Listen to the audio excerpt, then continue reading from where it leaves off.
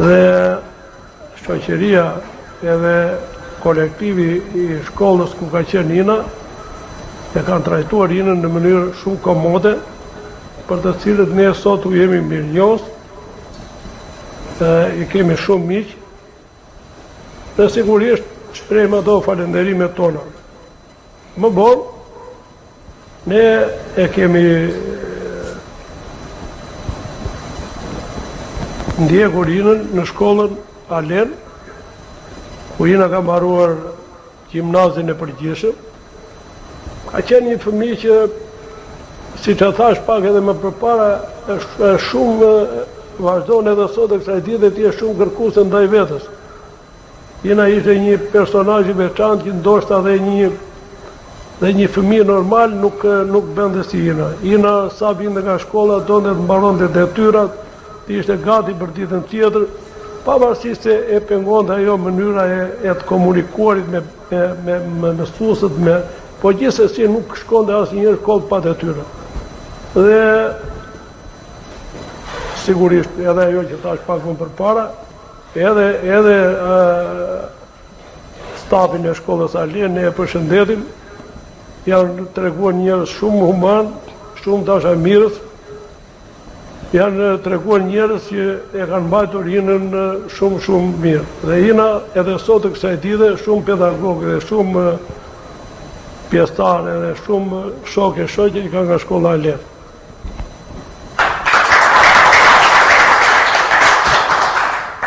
Ina ka një profesion, e cila është fotografia. Si e i lindu ky pasion? Atëre, e thash, Ina është tepër kërkuese dhe donte gjithmonë që të pasqyronte veprimtarinë ose jetën e personave me aftësi të kufizuar. Dhe një ditë na shpreu dëshirën edhe tha që unë dua ata që të pasqyroj jetën e personave me aftësi të kufizuar në qytetin e Fierit. Edhe ne e tham shumë mirë, ke menduar çfarë kërkon. Kërkojta që ta pasqyroj këtë jetën e tyre ata nëpërmjet aparatit. Dhe ne sigurisht u treguam të gatshëm, i blem në fillim një aparat të vogël, Ina filloi me atë aparatin e vogël të punonte fort, të bënte stenta nga veprimtaria e personave me aftësi të kufizuar, deri në një moment që Ina filloi ta zgjeronte aktivitetin e fotografisë dhe sot Ina fotografon gjithçka që i pëlqen.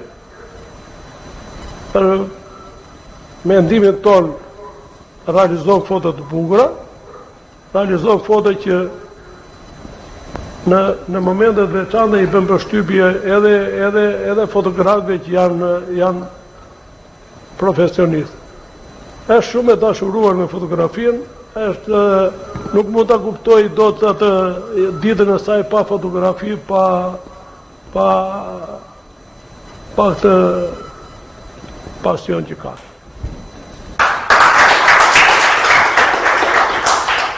Çfarë aktivitete ka organizuar Ina, të cilët lidhen me profesionin e saj apo ndonjë ide tjetër? Ina ka organizuar shumë aktivitete. Ina ka hapur një ekspozit vetjake në Tiranë, një ekspozit tjetër e ka hapur në qytetin e Vlorës, përgatitet të hapi një ekspozit në qytetin e saj, tu në Fier. Ka marrë pjesë në shumë konkurse të zhvilluara në këto qytetet e ndryshme, në Pogradec, në Përmet, ka marrë çmime, është vlerësuar, atje me çmime të ndryshme, me certifikata të ndryshme, por ne themi që veprimtaria e Inës do të vazhdojë dhe do të vazhdojë me aktivitete të tjera shumë fuqishme.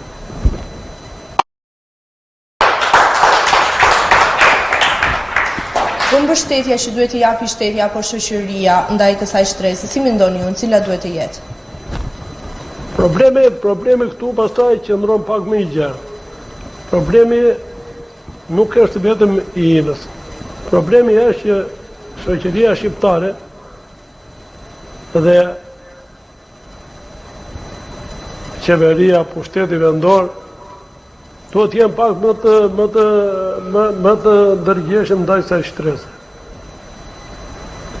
Sepse këta janë njerëz që në vetvete janë njerëz shumë të pastër, shumë të qiltër. Por ideja është që faktikisht mbështetja nga shteti dhe nga pushteti vendor nuk është në nivelet që duhet. Sepse problemi është që me sa dim ne ekziston edhe një ligj që personat me aftësi të kufizuar është mirë që të punësohen në institucione të ndryshme. Në pas të atyre aftësive që kanë. Por nuk më të mendje që një gjë e tillë ndodh në një qytet të Shqipërisë. Kështu që përpos saj edhe këtu te ne nuk është puna se ekziston. Jena ka marrë pjesë në një shkollë që është për personat me aftësi të kufizuar. Atje ka ushtruar çdo goxha veprimtarie. Është marrë sigurisht me fotën, me këtë që thamë. E kupton, kjo është thjesht që është bërë për një nazim tepër. Pjesa tjetër pastaj është e jona. A ka pasion tjetër INA përveç fotografisë? Zonjë Ushil, ligjen e kësaj pyetje, le të ndjekim një inset të shkurtër.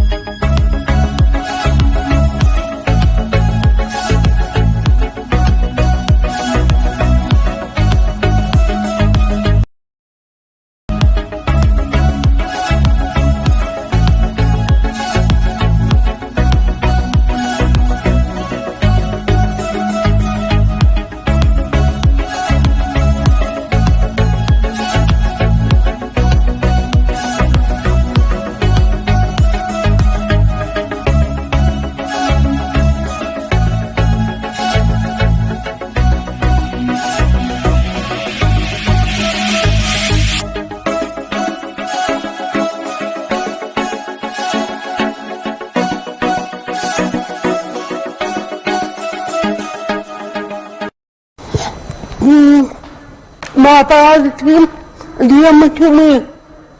Po, më përqet që, apara fotografi, të pasohë fotografe që të një bilet.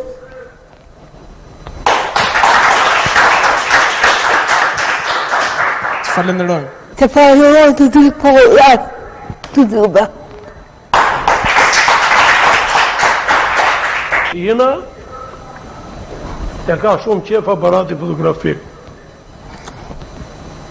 Ka ender që të krijoj një studio fotografike, i falenderon të gjithë fotografët e Fierit pa përjashtim, sepse i ka miq edhe i ka shok që e mbaj shumë afër.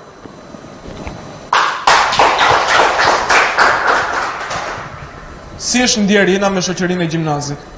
Jena është ndjerë shumë mirë të gjimnazi, të cilët e kanë mbajtur shumë afër, edhe sot i ka edhe shok edhe miq të gjithë.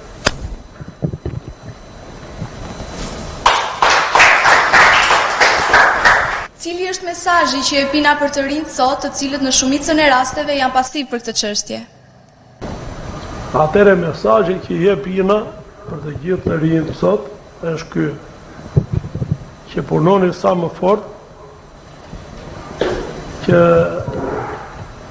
mos të bini kështu në pesimizëm, që të thoni s'kemi qa bëjmë, s'kemi me se e kalojmë kohën, sepse unë inkurajoj dhe i uroj të gjithë të rinjve Fjellak që të kemë vullnetin dhe pasionin e Jenës. Jena është me gjithmet një shembull për të rinjt, të cilët në thojza e vrasin kohë gjithë ditën. Jena punon me 10 orë, me 12 orë tëra me fotografirë, në kompjuter, në ato rrjetet sociale, s'ka kjo, po që ka një pasion shumë të fort.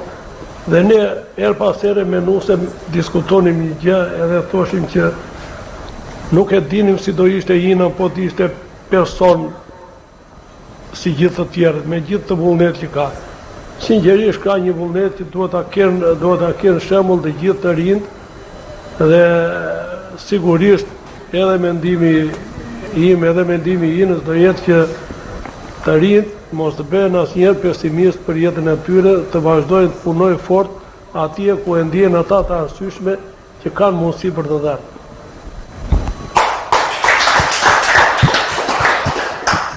Dhe tani ne si staf i emisionit Pse 82 duam të përshëndesim pjesëmarrjen e Jenës në këtë studio me një këngë të kënduar nga Amanda Shehu. E ftoj mamin në skenë. Thank you.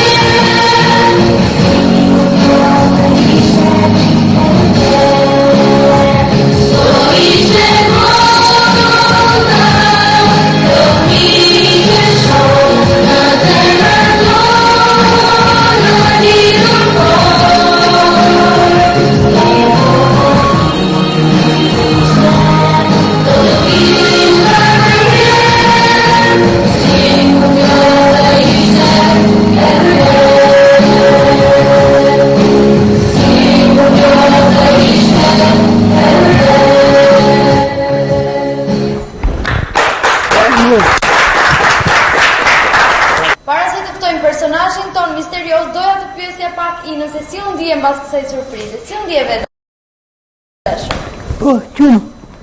U kënaqe? Po. Është shumë mirë është mirë.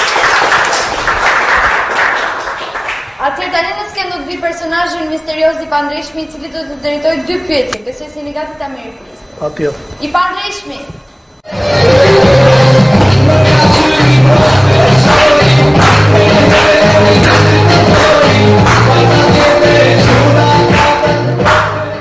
Përshëndetje miq, kudo që ndodheni, si brenda dhe jashtë vendit.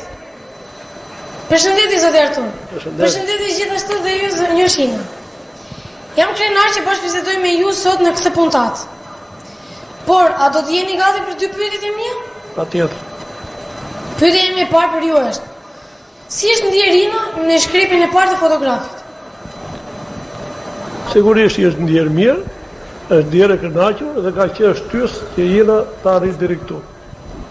Ju falenderoj për opinionin tuaj, zoti. Faleminderit. Pyetja ime e dytë për ju është: cilat janë projektet e Inës për të ardhmen? Jena në vetë ka shumë projekte. Ka projekt që të hapi një studio, ka projekt që të hapi një ekspozit vetjake në qytetin e Fierit, ka projekt që të marri pjesë me fotot e saj në gjitha aktivitetet që organizon shoqata e fotografe në rang kombëtar. Pastaj projektet të tjera çfarë mund të dalin, Ina është e gatshme të marrë pjesë. Ju falenderoj për opinionin tuaj. Faleminderit. Ishte kënaqësi që bashkë vizituam bashkë. Kënaqësi edhe për mua. Ky ishte edhe emisioni im për këtë të prende. Ftoj të gjithë të rinj të vinë pranë televizionit Apollo në emisionin Pse 8 me 2. Mirupafshim.